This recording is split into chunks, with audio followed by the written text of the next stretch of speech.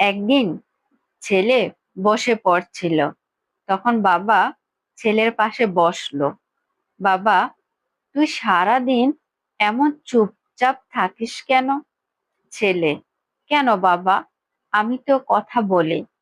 বাবা: তোকে অযথা এত বকাবকি করি, অথচ কিছু বলিস না, প্রতিবাদ করিস না।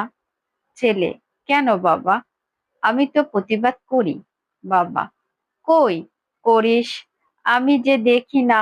ছেলে: কেন বাবা, তুমি বকা দিলে আমি টয়লেটে যাই।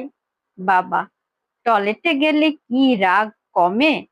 ছেলে: টয়লেটে ব্রাশ করি। বাবা: টয়লেট ব্রাশ করলে কি রাগ কমে?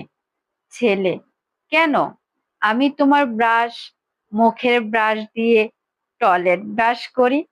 হ্যালো এভরিওয়ান, আসসালামু আলাইকুম। কেমন লাগলো গল্পটা? আমি আমি আজকে ডাল রান্না করব, তা হাতে মেখে।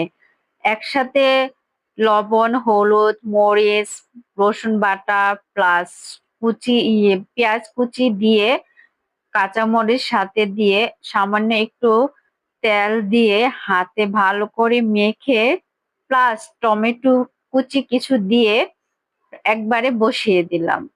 সেই সাথে উঠানোর আগে একটু ধনেপাতা কুচি দিয়ে নেড়ে চেড়ে কিছুক্ষণ পরে উঠিয়ে ফেললাম। কেমন হলো আমার আজকের ডাল রান্নাটা, সাথে কালারটা?